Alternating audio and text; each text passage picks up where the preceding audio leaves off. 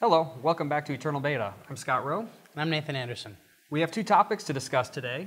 There's been a lot of really interesting discussion in regards to in-store mobile communications, finding deals, offers, near-field communications, all of these types of things. And I happened to run across an article today about a company named called aisle411, and they just landed a really big deal with Walgreens, which is actually the biggest retailer they'll be working with, like 7,900 stores. And we thought we'd give Is that all their stores? Do you know? That I believe it is. Wow. The U.S.-based stores. Okay. But they have some other. They're working with Lowe's right now and some other major retailers, Albertsons, Hy-Vee. But this is by far has the biggest number of locations.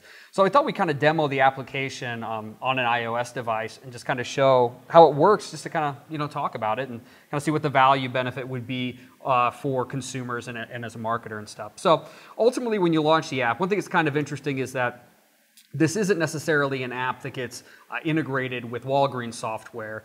There is allegedly an API that you can use to integrate, but they're just one of the stores available within the application itself. So what I've actually done here is I went ahead and I went to pick a store, and based on my GPS location in my device, it gave me a list of potential store options based on where I am. So click on this Walgreens of Omaha. So this brings up here is 30th and Dodge Street. Now it's kind of interesting in that I can check in and locate items, or I can do kind of a product search. So if I go to product search, and I had actually done a search before for milk, and it repopulated with chocolate candy, but give me another idea of something they would have there. At Walgreens? Yeah. Condoms. Really? Really? Let's do something else. Let's do aspirin. Aspirin. They have lots of different things. For all needs. So immediately, for all your needs. Immediately, it'll bring up a map. And what's interesting to me about this is actually like the planogram for this specific store. So not only does it tell me that it has this product, and I can add it to a little cart just to kind of remind myself like a shopping list, but it actually tells me where it is physically within the store. And I think Can you zoom in? Like pinch to zoom? Yeah, I can pinch to zoom in. That's in the diagnostics department, apparently. I didn't realize there was one. I didn't either. So now I can click on this and goes in here, and now I can actually see here's aspirin, Walgreens of Omaha. I can add it to my list, and I want to buy 2 bottles of it. And you can even have different lists. So I can have a personal shopping list, a family shopping list. I'm just going to go ahead and click on family. So now aspirin's been added. It's kind of interesting that they just listed as like the generic and not maybe giving you Tylenol options or whatever. Yeah. Let's do a Bayer search. So I did just do more of a generic product type search. Okay, there we go. What's it find? Pain and sleep. Pain and sleep. Bayer. So now we'll go into that. Except Bayer what? Yeah, Bayer what? That's a good question. I don't necessarily know, but we're going to take one of them anyways. Bayer rat poison. We can go in and share info. So I'm going to buy Bayer aspirin. I'm going to share it on Facebook or on Twitter, send via email. I think it's interesting in that it can actually help you find things in a store. I don't know if Walgreens necessarily is the best case study for that, but I'll be honest, I've been through Lowe's and Home Depot and I've had a heck of a time finding certain products. Yeah. So I can definitely see it being pretty advantageous there. But the planogram aspect of it, I do really like. I like that part. Another interesting thing from like a marketing perspective is they're collecting all of this information for Walgreens. So they're going to know the number of people that come into the store, what overall route they take through the store to get to different products, the types of products that they purchase. Oh, really? So it gives a lot of behavioral statistics from a marketing perspective and a planning perspective. It's not just consumer data related to it. From a user experience standpoint, the app does feel a little rough, like the lack of any kind of branding and this muted olive color. It's like it feels a little weird. Like I'm not actually shopping at Walgreens. I'm shopping at Ted's strange version of Walgreens. Yeah, I'm surprised there isn't more branding in it. Maybe that's something they're working on implementing. We did see the image space. Yeah. There wasn't an image there. Hopefully they'll put the logos product, in and things like that, or product. Here's the overall directions. Then I can launch it right into Google Maps and get to that location. How long has aisle411 been around, do we know? I know that they're considered a startup still, so I'm not totally sure, to be honest with you. I don't know when they actually came on. But they have a lot of grocery partners, Hy-Vee, Nob Hill, Safeway, Ralph's. So it's kind of interesting. I do think that it's going to be much more advantageous from a brand perspective integrating in with their system with your own application as Yeah. opposed to through theirs.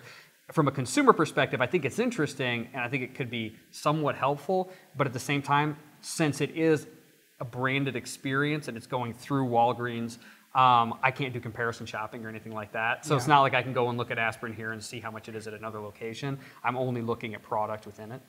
But I do think it's kind of interesting, especially being able to really look up any kind of product that you would want located within the store. The real question is how many people are going to want to use this over just asking someone where something is. It's like, I don't know. I don't know if I'm that good. I have trouble even just making a list of my groceries, and even when I do, I forget half the stuff. Yeah. Like going to this level of work for me, that's a little above and beyond. I guess it depends. Some people are bigger planners than others. Theoretically, you could go beforehand, locate the store, put together your shopping list, then relaunch the app when you're there and get your whole route through the store to get all the stuff you want. I mean, I can see how there would be some benefit there. That sounds like more work to me. Yes. But I just thought it was kind of interesting. It's the first app I've really seen like this that actually shows the full planogram of the store. So I thought that was kind of cool. Yeah, it definitely is neat. I haven't seen anything like it. It's Google Maps inside the store. Inside the store. The only thing I don't, when I saw they had some samples on their website, aisle411 did, of actually showing traffic patterns through the store. And from a marketing perspective, that was kind of interesting. But my only guess is they can only really determine that based on the products that you've selected and the order you selected to get them. Or maybe if you had the app open while you're actually in the store. But what are the odds of getting GPS data down to that level? You know what I mean? I mean, I'll be honest, going into Lowe's, think about using this app in Lowe's, I can't even make a phone call 10 feet inside of Lowe's, let alone do any other kind of browsing or anything. But I don't know. I think it's kind of interesting. So the other topic we were going to talk briefly about today. Well, yeah, so I guess we've been very fixated on Apple lately. We're demoing an iOS app, and I was going to... This is available for Android as well. Oh, is it? Yes. That's good to know. Yeah. But in the Apple world, Apple is supposed to be releasing OS X Mountain Lion next week, and this is the 8th version of OS X that we've seen so far. And if you like your iPhone and iPad, you're going to love Mountain Lion, because this is where iCloud really comes together. The experience that was really more polished, introduced on iPad and iPhone initially, is now fully coming to Mac, with your reminders, your to-dos, your files all being synced in an effective way, where before the Mac kind of felt like it was just left behind. Right. You couldn't do much iCloud with Lion, even though it was there.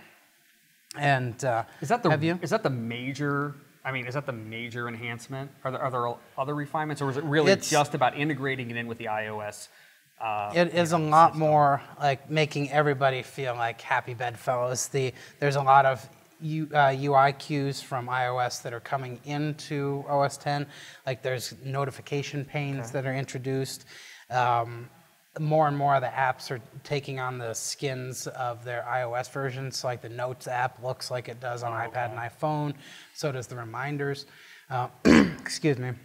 There's a ton of little behind the scenes things, but the iOSification is a big deal, and Twitter and Facebook integration are going to be native in the operating system now. Oh, that's pretty interesting. So you can share to your Facebook or Twitter like right from an app. The same little like share arrows that are in all your iOS apps are going to be in Mountain Lion now, and so it's easy to post straight to Facebook or Twitter from in an app, and that's going to be there for developers as well. I really like that, to be honest with you, because a lot of times I look for a document and I'm opening up multiple documents. I'm going to email one. Well, if I'm in Word, if it's a Word document or an Excel document, I can go right to share and it's automatically added as an attachment. Yeah. But I can't do that in Preview or a lot of the other apps. So and that's having that exactly all where they're natively coming, integrated, I think that would be really nice, honestly. I find that extremely useful. Such a simple thing, but I would find that extremely useful. Not so much the Facebook sharing necessarily, but definitely automatically appending as an attachment would be cool.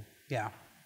It's definitely a more iterative release. There's nothing huge and groundbreaking that are going to blow people's minds, but I've read that it is the improvement, or it is what they wanted Lion to be, but couldn't ship on time because Apple switched to a yearly release cycle for their OSs, and so you can only bite off so much in 1 year. So what's the date of release? Not for sure, but people say next week, the 25th. Okay. So about a week from now. And have they officially defined the price point on it? $19.99, only available through the App Store. Okay. That's one thing I think is interesting. They've moved towards just making it all available via download as Yep, opposed just to a downloads. physical disc. But it's also, if it reduces the cost of it, that's actually good for the consumer. So, cool. Well, if you have any questions at all, or you have any other comments or topics you'd like us to discuss, please tweet us at Bozell, and we'll see you next week. Yeah, bye.